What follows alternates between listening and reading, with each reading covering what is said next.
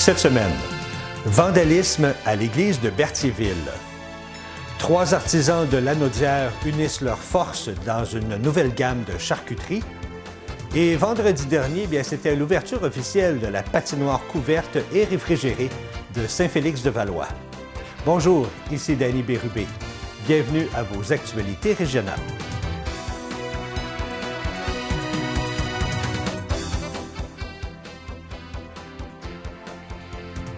Bonjour à vous. J'espère que vous allez bien.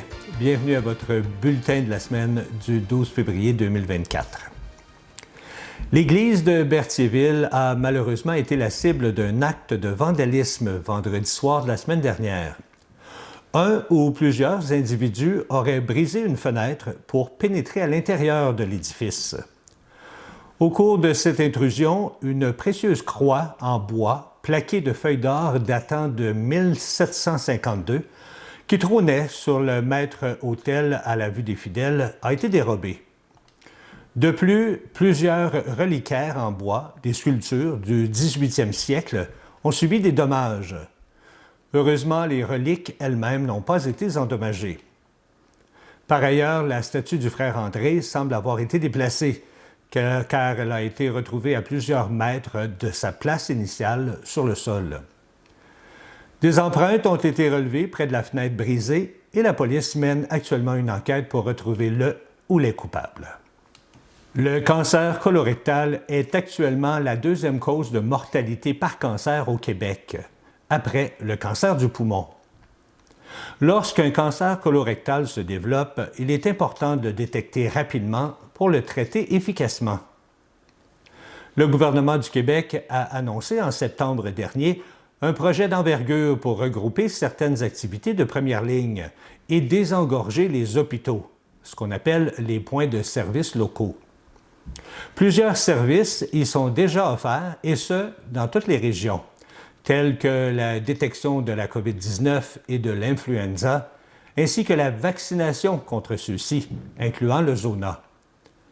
Le dépistage du cancer colorectal sera désormais offert dans les points de service locaux et vient ainsi bonifier l'offre de services de prélèvement, de dépistage et de vaccination dont bénéficie maintenant la population.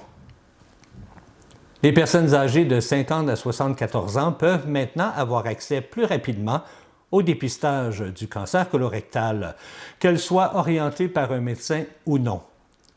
L'accès au dépistage sera donc facilité pour tous, mais en particulier pour les patients sans médecin de famille, puisque l'accès au dépistage nécessitait depuis 2013, et ce jusqu'à aujourd'hui, la prescription d'un médecin ou d'une infirmière praticienne spécialisée. Comme lors de la vaccination, les Québécois et Québécoises peuvent prendre rendez-vous directement sur le site Clic Santé ou par téléphone au numéro affiché à l'écran. Ce projet s'inscrit aussi dans la volonté du gouvernement de réduire la pression sur les médecins et les cliniques en mettant à contribution d'autres professionnels, comme les infirmières, qui pourront dorénavant dépister les cas de cancer colorectal à l'extérieur des hôpitaux. 3 artisans de Lanaudière unissent leurs forces et leur savoir-faire pour développer une gamme de produits de charcuterie de porc Berkshire. En premier lieu, la ferme Beauvais de Saint-Cuthbert fournit de son côté une viande de qualité exceptionnelle et élevée de manière excessivement éco-responsable. L'artisan charcutier Gulot de l'Assomption, qui transforme à l'ancienne et sans nitrite, permet quant à lui de valoriser l'aspect distinctif de la viande. Quant au jardin des noix de Saint-Ambroise de Kildare, il fournit le tourteau de noix et de noisettes pour l'alimentation des porcs et aussi les coques de noix pour fumer les charcuteries à la place des traditionnels copeaux de bois. Ces éléments donnent un goût distinctif et incomparable aux charcuteries. L'inspiration de cette collaboration vient du souci des 3 partenaires d'allier les notions écologiques, la qualité, le savoir-faire artisanal et surtout de rendre ces produits accessibles au nombre grandissant d'amateurs de tourisme gourmand de proximité. Pour les intéressés, sachez que ces charcuteries sont présentement disponibles et vous pouvez vous en procurer directement à la ferme Beauvais de Saint-Cuthbert ou encore au Jardin des Noix de Saint-Ambroise de Kildare. Vendredi dernier était l'inauguration officielle de la nouvelle patinoire couverte et réfrigérée de Saint-Félix-de-Valois. On regarde le reportage. Le projet tant attendu de cette patinoire se concrétise enfin après plus de 4 décennies. Un investissement de 7,7 millions de dollars. La mairesse de Saint-Félix-de-Valois, Mme Audrey Boisjoli, était fière de nous parler de cette nouvelle infrastructure. Alors bonsoir tout le monde.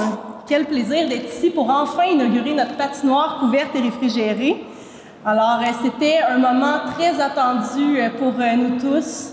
On peut enfin dire enfin, nous l'avons après plusieurs années de planification et de travaux. Alors je vais débuter avec une petite histoire pour rappeler un peu le déroulement de ce beau projet qui a mené aujourd'hui à faire l'inauguration. Alors pour moi, ce projet-là, il a débuté lorsque j'ai fait mon porte-à-porte pour me présenter comme conseillère municipale.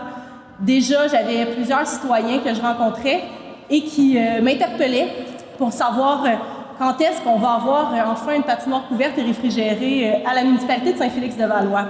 Et à ce moment-là, j'étais pas mairesse, alors je disais, je vais faire ce que je peux pour faire avancer le dossier. Puis l'année d'après, je me suis présentée comme mairesse à la municipalité. Et ça a été le premier projet que j'ai décidé de travailler avec le conseil municipal et l'équipe municipale. Et ça a pris 6 ans. Et quand j'ai ouvert le dossier, en fouillant dans les archives municipales, on s'est rendu compte que ça faisait plus de 40 ans que ce projet-là était dans les cartons de la municipalité.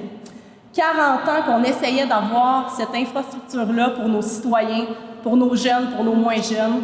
Puis bien aujourd'hui, on peut enfin dire qu'on l'aurait faite. Parce que comme vous savez, avec la température d'aujourd'hui, les changements climatiques, des infrastructures comme celle-ci vont être de plus en plus nécessaires. Nos patinoires, comme on avait avant, bien malheureusement, les saisons sont très courtes. Donc, ça nous prend des infrastructures résilientes. Et on sait que dans les années à venir, ce ne sera pas seulement les citoyens de Saint-Félix qui vont l'utiliser, mais ça va être tous les citoyens de la région, des municipalités environnantes qui vont pouvoir l'utiliser. C'est également une infrastructure pour nos citoyens, mais pas seulement pour faire du patin. Pour nous, c'était aussi une infrastructure qui allait servir pour le sport, bien sûr, pour les loisirs, mais aussi pour des événements, pour notre camp de jour l'été, parce que quand il y a des intempéries, bien, il faut bien que nos jeunes puissent continuer à jouer. Donc maintenant, on a une belle toiture pour eux, pour le camp de jour. Alors, on en est très fiers. Donc, maintenant, le député fédéral, M. Yves Perron, était sur place pour représenter le gouvernement du Canada. Quant au gouvernement du Québec, il était représenté par la ministre du Tourisme, Mme Caroline Proulx. Au nom d'Isabelle Charret, ma collègue ministre responsable des Sports et des Loisirs, que j'ai le plaisir d'inaugurer avec vous, avec toi, Audrey, grand, moderne et convivial espace pour les jeunes et les moins jeunes. Et tu parlais des changements climatiques. Je pense qu'aujourd'hui est une journée qui fait la démonstration que le gouvernement du Québec va continuer d'investir dans des infrastructures comme celle-ci, parce qu'en hiver, on est un pays de patins, puis c'est important de continuer à patiner l'hiver. C'est pour ça que le gouvernement du Québec est fier de s'associer à cette belle réalisation avec la complicité des partenaires privés à la hauteur de 1 600 000 $ par le programme de l'aide financière aux infrastructures. C'est tellement un grand plaisir de voir que les fonds publics sont utilisés de façon efficace, de façon, j'ai le goût de vous dire pérenne, parce que ça, c'est une infrastructure qui va rester dans l'histoire. Puis Audrey disait 40 ans de projet, c'est beau rêver, mais ça prend des gens qui passent à l'action, puis qui osent foncer. Puis je pense que vous avez, dans votre conseil municipal, on parle beaucoup de la mairesse, mais elle est extraordinaire, mais c'est un travail d'équipe. Donc, je lève mon chapeau à l'équipe municipale aussi. Et surtout, je terminais en parlant des partenaires locaux. C'est beau de voir ça. Des entreprises locales qui décident de participer à la création d'une infrastructure commune, publique, où il va se vivre des moments magiques, où il va se créer des souvenirs impérissables. 3, 2, 1. Oh non, on va juste arrêter, ça fait oui! La patinoire est officiellement ouverte. Suite à la cérémonie d'inauguration marquée par la coupe du ruban, les citoyens ont été conviés à découvrir et à profiter de ces nouvelles installations. L'événement a été couronné par un magnifique feu d'artifice.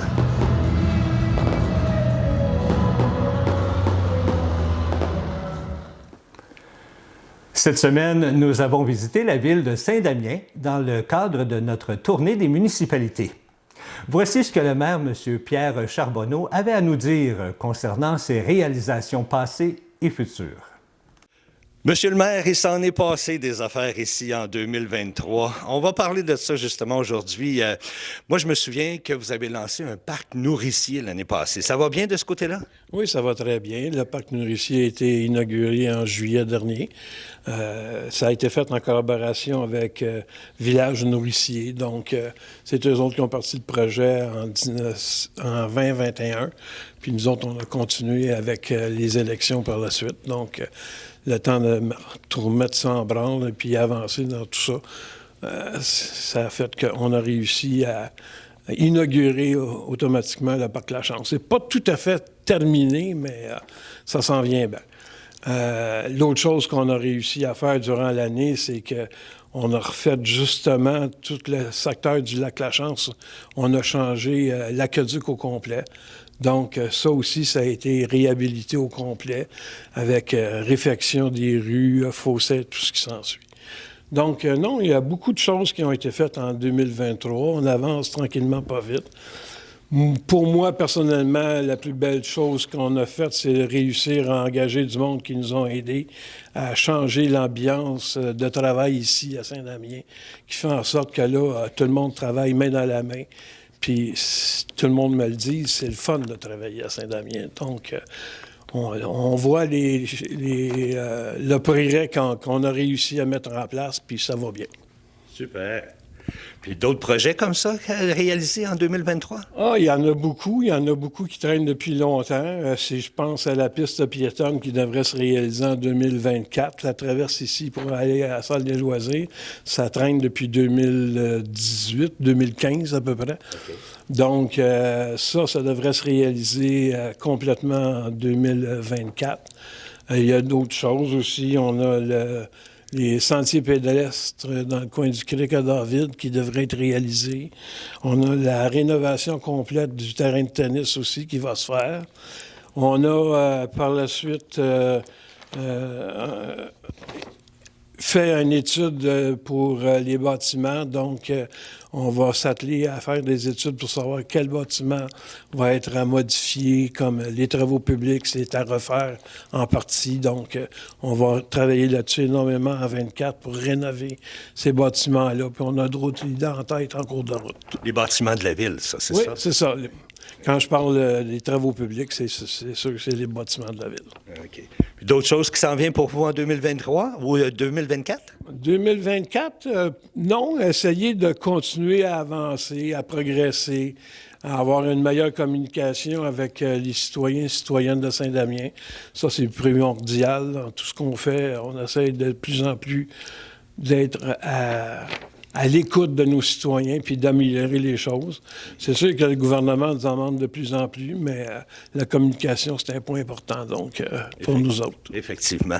Bien, merci beaucoup pour ces beaux projets. Merci, M. Charbonneau, de nous avoir accueillis chez vous. Ça fait plaisir. Puis on va revenir prendre de vos nouvelles un petit peu plus tard. Ça marche. Merci. Merci beaucoup. Bonne fin de journée.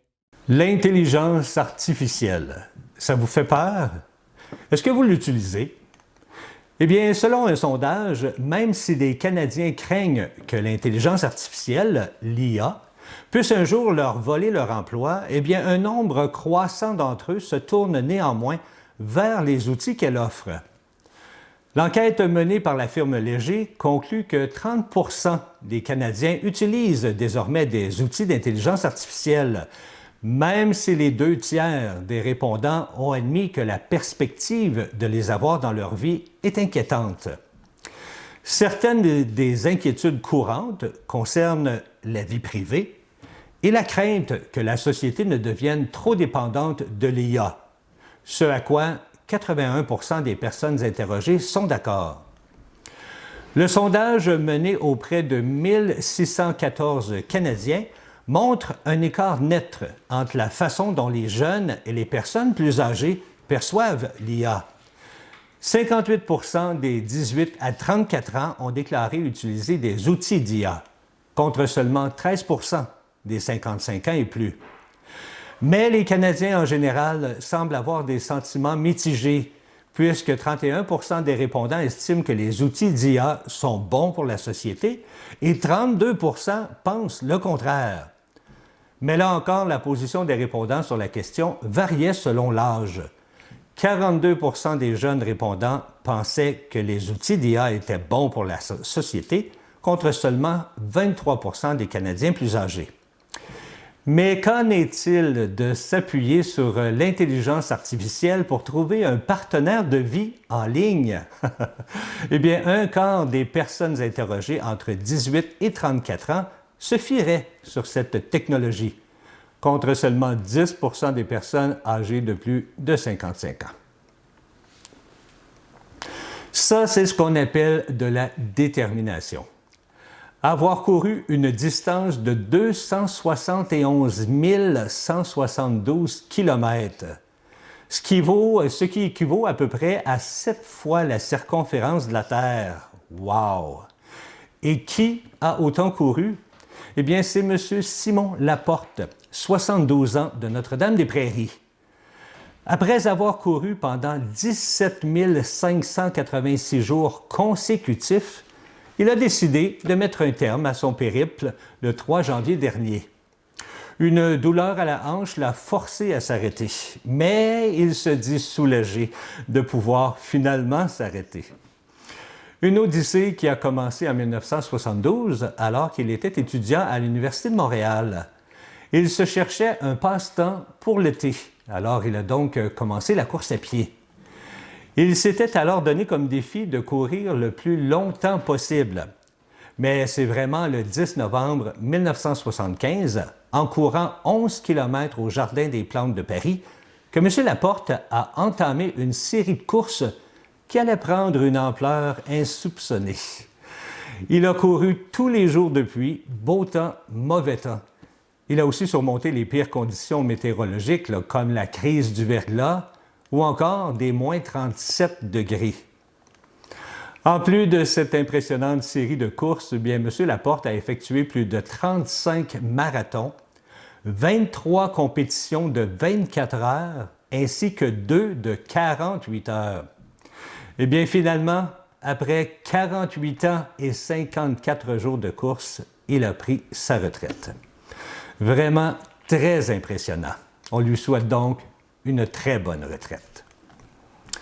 Et en parlant de course, justement, les inscriptions pour la 9e édition de la course aux 1000 pieds, qui aura lieu le dimanche 5 mai, sont maintenant ouvertes. Et cette année, la course déménage au centre-ville de Joliette, soit sur la place Bourget. L'engouement pour la course et l'augmentation constante du nombre d'épreuves et de participants ont conduit à envisager un nouveau lieu. Étant donné que le parcours passe déjà sur la place Bourget, eh bien, cela n'ajoutera donc pas de contraintes pour les citoyens. La Ville de Joliette promet que cette édition sera exceptionnelle grâce aux nouveautés et à un site repensé pour offrir une meilleure expérience aux participants et spectateurs. L'an passé, c'était près de 3000 coureurs qui se sont inscrits, ainsi que 150 bénévoles. Et en plus, on a donné 96 000 $ pour financer divers projets afin d'améliorer les chances de réussite chez les jeunes du territoire du centre scolaire des Samars. Alors, on s'adresse donc à vous, jeunes et moins jeunes.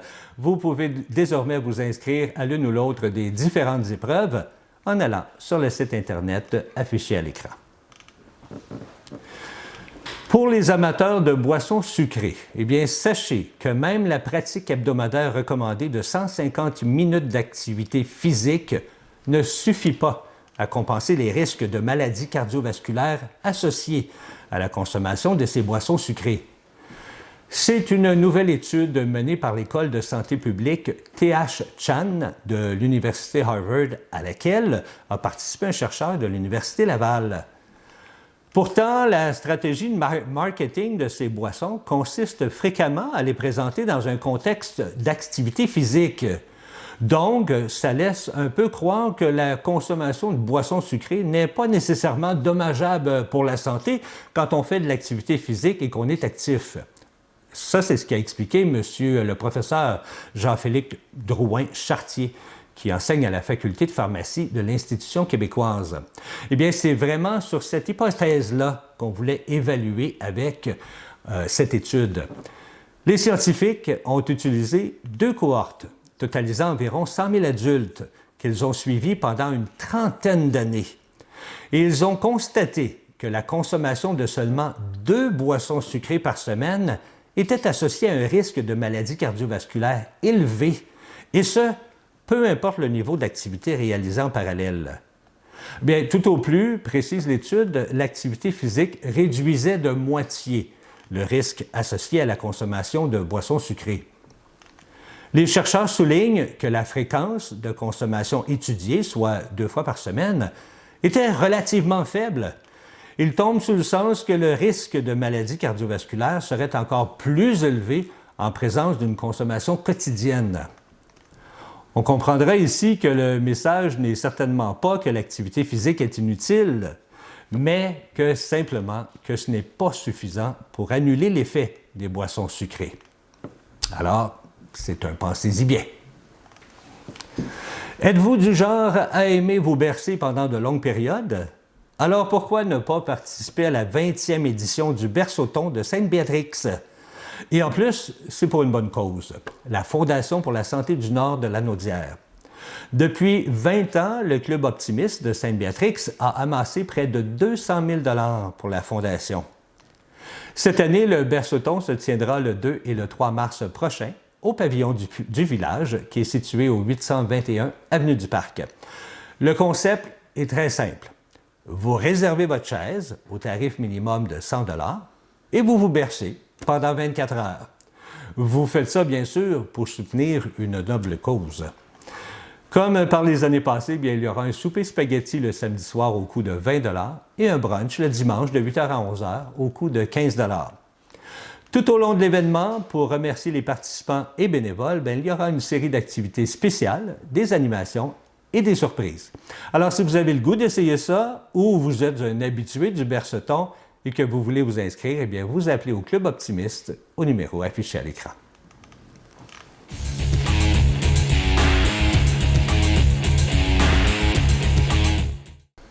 En fin de semaine avait lieu un gala de boxe du côté de Joliette et 2 de nos boxeurs du club de boxe Brandon, Samuel Desrosiers et William Bégin, étaient présents pour ce gala. Stéphane Marquis, entraîneur-chef du club de boxe de Brandon, nous explique comment la soirée s'est passée. Cette semaine, c'était le gala de boxe du club Underground à Joliette et on avait 2 de donc Samuel Desrosiers. Et puis, Samuel a gagné son combat par arrêt de l'arbitre au premier round. On appelle un KO technique. Et puis, remporté son combat. Et on avait William Bégin qui était sur place, là, qui lui a fait un combat de démonstration. Et ce combat de démonstration, en fait, ça le dit, hein, c'est un combat qui démontre la boxe. Et William a très bien performé, fait un beau spectacle de boxe dans son combat de démonstration. Donc, une victoire pour ces 3 victoires, une défaite s'affiche maintenant. Donc, sa carrière de débutant de boxe va très bien. Est-ce qu'il y avait beaucoup de monde au gala? La dernière fois qu'on était à Joliette, j'ai pas su le compte pour le gala de cette fois-ci, mais la dernière fois qu'on était une foule de 350 personnes. Je lui ai également demandé à quel endroit serait le prochain gala et quel boxeur allait y participer. Oui, OK. Donc, en fin de semaine, le 17, on s'en va à Wickham, à Victoriaville. Donc, j'ai 3 boxeurs qui se battent là, qui est Michael Grisé-Roy. On a David Morin-Duguay. Et on a aussi Ali Chartier. Ali, ça s'écrit A-L-I-E. OK. Oui, et puis c'est une très bonne boxeuse. Là. Elle va faire son 4e combat. Elle a déjà 3 victoires. Là. Et là, on affronte une fille qui a 7 combats. Et puis Ali, elle en a 3. Puis Ali, elle a quel âge? Elle a 14 ans. Wow. Oui. Elle vient de Sainte-Mélanie. OK. Mais elle boxe au club de boxe Brandon. Nos loups sont en pleine forme. Le dimanche dernier à l'Arena Family Prix de Saint-Gabriel, ils ont brillamment gagné leur match contre les Monkeys de Montréal avec un score de 4-1. C'était un match impressionnant. Pour résumer, bien la première période s'est terminée sans aucun point marqué par les deux équipes. En deuxième période, les Loups ont marqué 2 buts contre 1 pour les Monkeys. Et enfin, en troisième période, les Loups ont ajouté 2 autres buts à leur score, remportant ainsi le match 4-1. Bravo à nos Loups. Les Loups seront de retour encore une fois contre les Monkeys dimanche prochain, le 18 février à 15h à l'Arena Family Prix de Saint-Gabriel. Voilà, c'est ce qui complète vos actualités régionales. Si vous avez été témoin d'une nouvelle, alors faites-nous le savoir en nous écrivant ici à CTB-TV. Cette semaine, ne manquez pas l'émission À la découverte de votre région, car je vous fais découvrir le métier de mairesse. Ah, ça, c'est une émission très intéressante. Vous allez probablement être même très surpris. C'était Danny Bérubé pour vos actualités régionales. Je vous souhaite une agréable fin de journée.